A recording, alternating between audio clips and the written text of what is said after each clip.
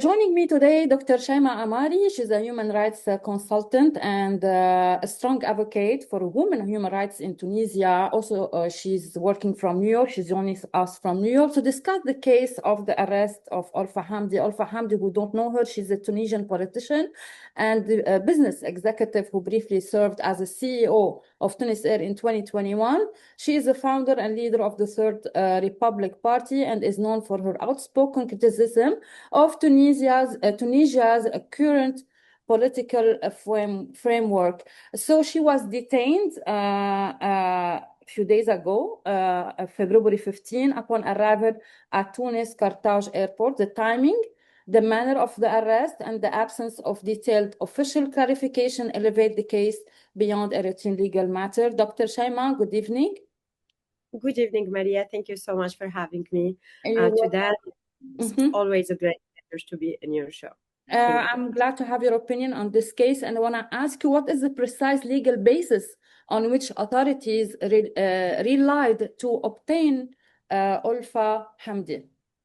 So that's a very good question, and it's actually one of the tactics that all oppression regimes and dictator regimes they use.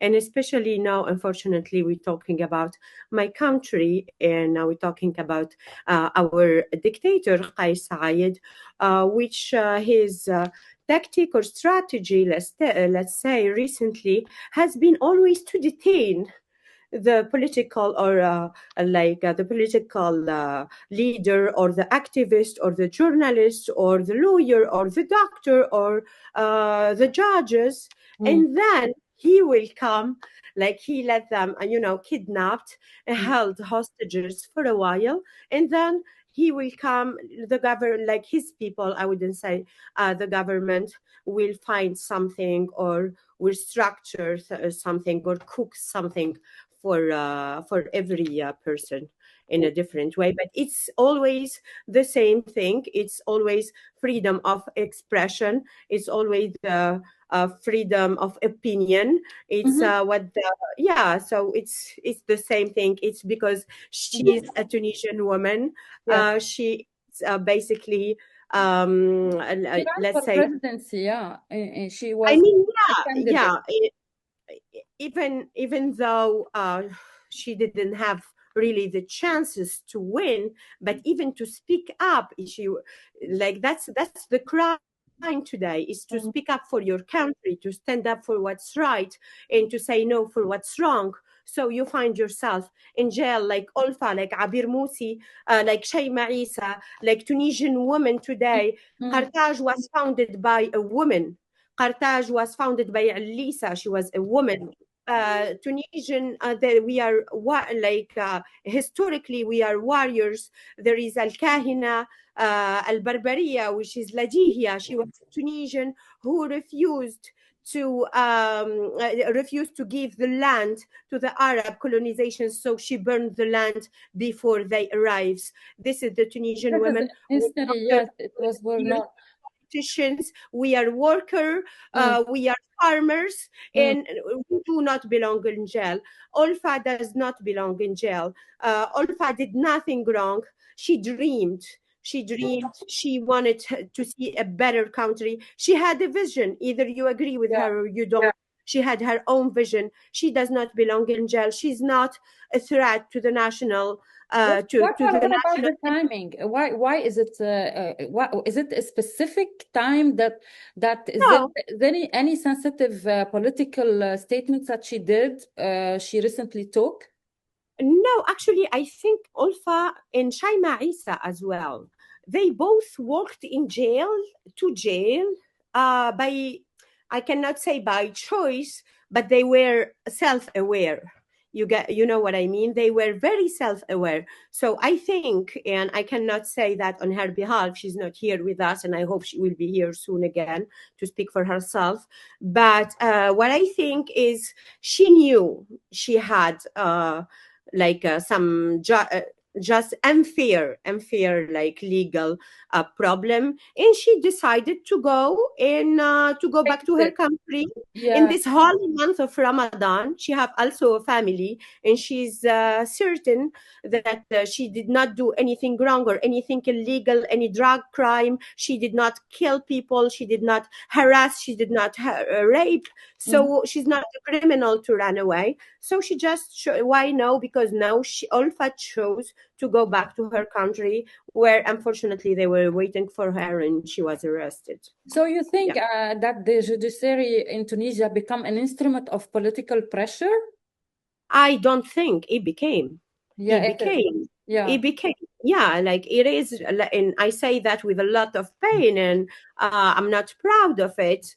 But yeah, Kais Saied, he put himself like only him. He have the power. There is no juridical system right now. Mhm. If you see all this politician or all this opponent or all this activists and journalists again, Murad Zghiji, he was a young man, for a young journalist from Canal Plus. He lived in France for 15 years, and he chose, like Olfa today, to go back and serve his country in his own way, and he found himself today in jail. Mm. So yeah, there is not we host we hold you hostage, we kidnap you, or we arrest you, and then we do some digging, and depends on your profile, we will find which how many years, or yeah, so what's your crime, basically Yeah, crime. Olfa hold the dual citizenship. She's also American. So what do you think the position of the United States could be?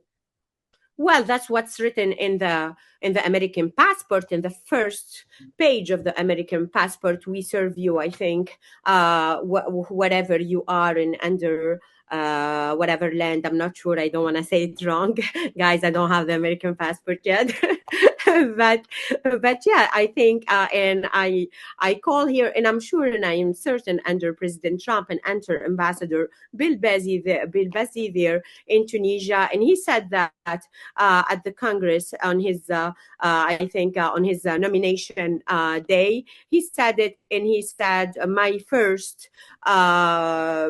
mission will be to take care of any, if there is any American person arrested in Tunisia, and the American embassy, I'm sure they will do They will interfere. what they should. Sure. Yeah, what they should. She's an American citizen, but I'm talking about her as a Tunisian Olfa, and that's, you know, what's said. What is your point of Yeah, view on please. the media, the coverage in the Arab language coverage of this Uh-huh. incident? How do you think? Is there like, do they put the spotlight on her case, or they didn't? Okay, one thing first, before we pass, please, to this question. When you mentioned the double citizenship, the dual citizenship issue, I hear, he feels sad, and I feel concerned for all the political prisoner that I mentioned, for Shema Isa, for Sonia Dahmani, who is still arrest until today. She was released, her in Sharif Aryahi, and the others. You know how many other that they don't have the American embassy to speak up for them, and Kais Saied is still doing the same crimes and arresting them without, with the only country they have, and the only leader they should go to is the one who is arresting them and putting them to rot in jail. So yeah, to go back to the Arab, you said the Arabic news, and what was Yeah, that? how the media I think has spoken about her case. I Do they? think they always spoke to her with a lot of misogynist, you know, a lot of misogynistic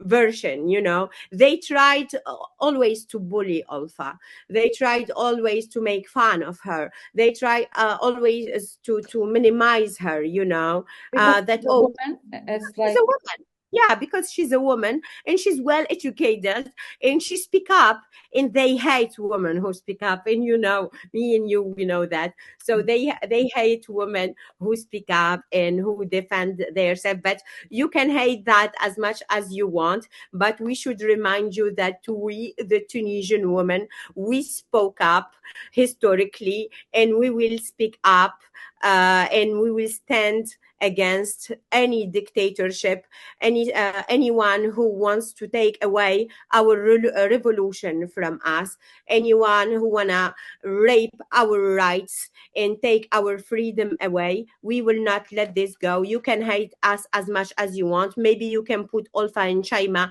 and Sonia and Sharifa and whoever you want today in jail, but you will find thousands and thousands in the street the next morning. Okay, a last question about President Kais Saied. Which party he represents? Is he affiliated with the Muslim Brotherhood, we can say?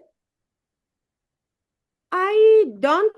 Which party you mean, like at the national level, Maria? Party. Yeah. يعني what Or geopolitically, maybe you mean? who's backing him up? Why he's like I cannot, like, contrarily to him, I cannot like accuse him without me having, you know, the documentation or something. But geopolitically, where he's leading the country now, and what we will not allow him to do, and what will never happen, and that's why a lot of men and women that we have are in jail today because they did not agree to this policy. He is allying with Iran today. He is taking Iran's side. He is today. We have Olfa Hamdi, she's in jail, and Shema Isa, she's in jail.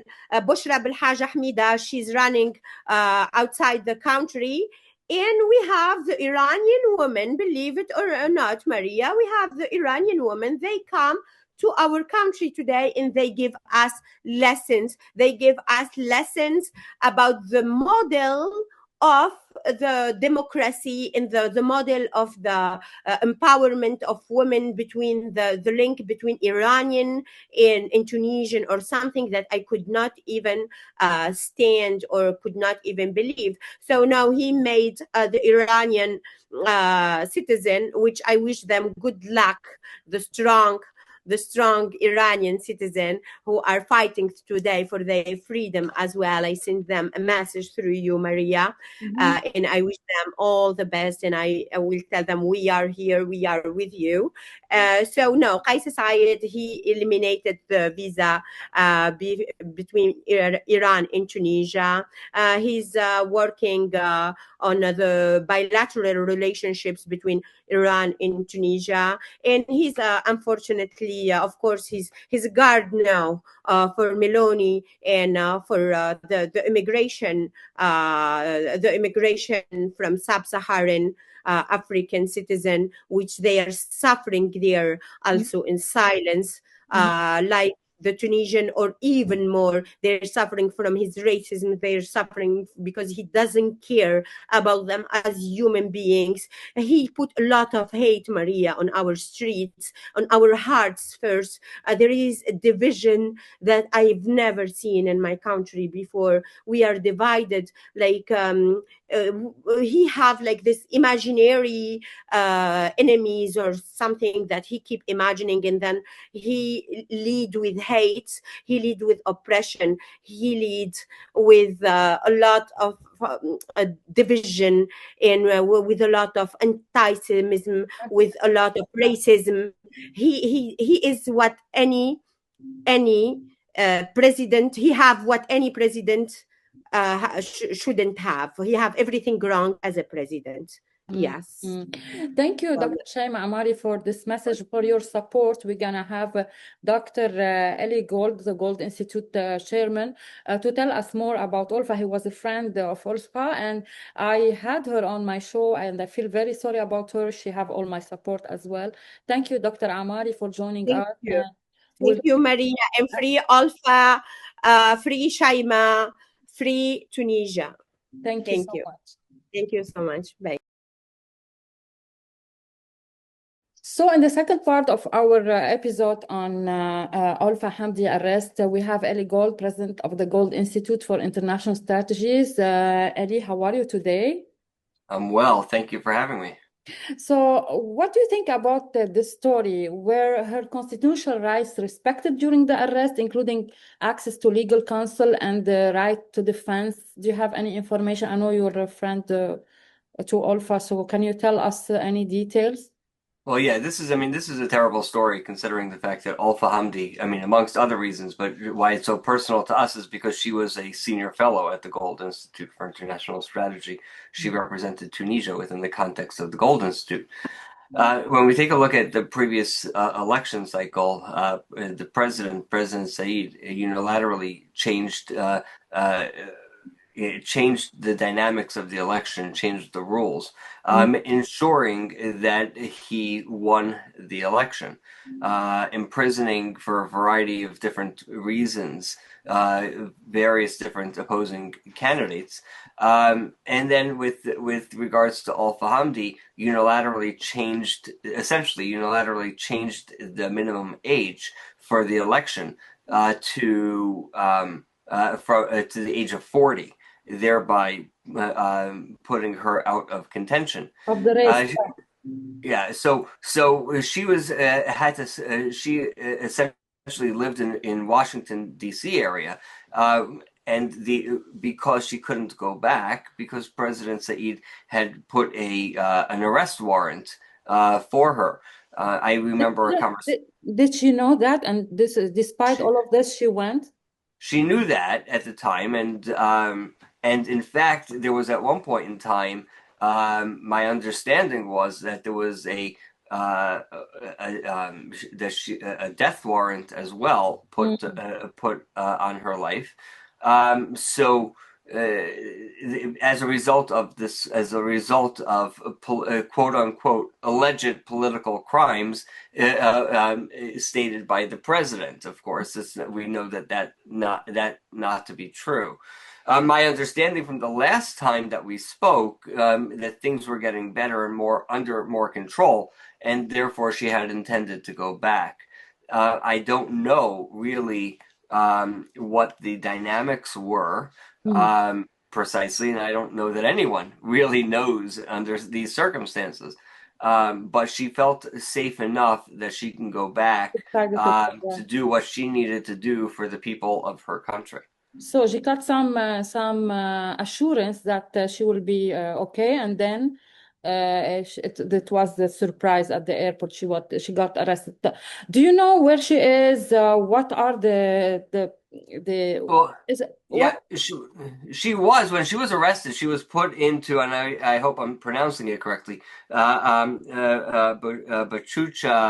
high security prison. Now that's a prison that's typically meant for political prisoners as well as those accused of terrorism crimes or terrorism related crimes.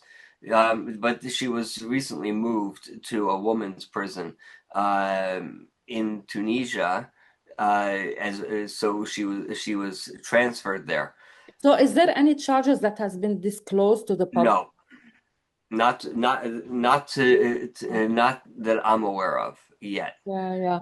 So but it's very difficult. It's very difficult to defend these crimes or these claims, not crimes, but these claims, because the judicial system is manipulated by President Said. Yeah, and he's against. I mean, probably there is like a political instrument. The judiciary in Tunisia become an instrument of political pressure. Are you in touch with any of her legal team, her family? What they expect this story how it will end, or it's gonna take a long time? Well, and my second part is what the United States can do because she's American as well. Well, I have been in touch with the family, and this is happening very quickly, and it's a relatively new story. But the big problem is that there is no information. There's really no information being given right now. So until we really know what is happening, it's very difficult to counter any claims made by the president. President Saied. No, she is a U.S. citizen, something that is not widely reported by the international media that is covering this, by those that are covering it. She is a citizen. We have been in touch with the State Department and encouraging the State Department to make a statement and to demand her release. She is a citizen, and she gets all the rights of any U.S. citizen within our country. And this is a very big issue because President Saied, as you know, has long sided with the Iranians, has long been headed down that direction within the political realm. Olfa Hamdi has been somebody who has been a staunch supporter of Western values and somebody who cares deeply about Tunisia and the Tunisian people, and something that is clearly counter to what President Saied wants. She's been accused of being a Zionist, even though she was supporting the Palestinian people in Gaza, and she, in the context of saving those, so to make sure that people didn't needlessly get killed during the wars, and so on. So President Saied clearly has an agenda when it comes to Olfa Hamdi, and that is something that is very important that we engage on and help her get her release. Okay, Ellie, last message, what you can say about this, and hopefully also our support, and we feel sorry about what happened, and all our support to Olfa Hamdi. So last word about this story. Yeah, this is something that's happened. It's a story that's evolving very quickly. She clearly has my thoughts, my prayers, and certainly all the support from her colleagues here at the Gold Institute. There's no question about that. And anything that we can do, we will do to assist in her release and brought to safety. Yeah, thank you for your support, Ellie, and we'll stay in touch to follow up any updates on this matter. Thank you so much. Thank you.